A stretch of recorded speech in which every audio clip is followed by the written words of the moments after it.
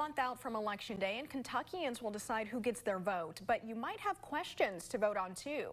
Bodie Brooks sat down with Fox 56's political analyst to break down the ballot amendments you'll decide. Bodie. Yeah, Money, there are only two questions you will see on the ballot next month, no matter what races are happening near you. These are questions every Kentuckian can decide. On one hand, you have a question about legislative and executive power. The other, an ultimatum, deciding the future of abortions in Kentucky. Let's start with Amendment 1, the multi-paragraph question really only deciding something simple. Should the state legislature now have the power to call a special session? So what this would do is take away one of the governor's last great powers when it comes to policymaking.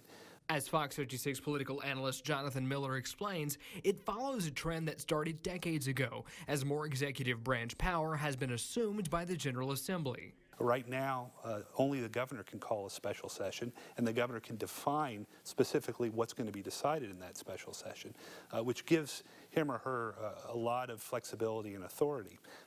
The legislature, through this amendment, would be allowed to call itself back into session for whatever it decided. It would not be unlimited authority, as special sessions are capped at 12 days annually. But Miller says this isn't the issue that will likely bring voters to the polls.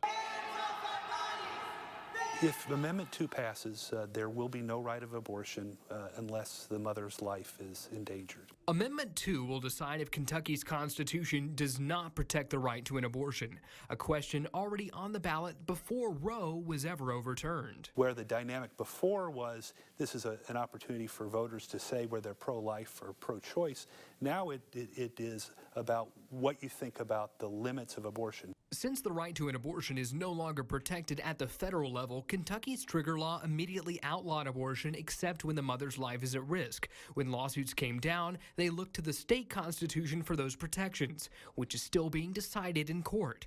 This amendment could change that. We should expect to see, and we've already started to see, millions of dollars being spent on both sides of the issue. And already the nation has seen a dry run, so to speak, of abortion banning amendments when in August, deep red Kansas voted to protect abortion rights. And that was not a close election. It won out with a 20% lead. Miller says Kentucky is a more culturally and religiously conservative state, so he expects the anti-abortion sentiment to be a bit stronger here. Amani? All right, a lot of good information there, Bodie. Thank you.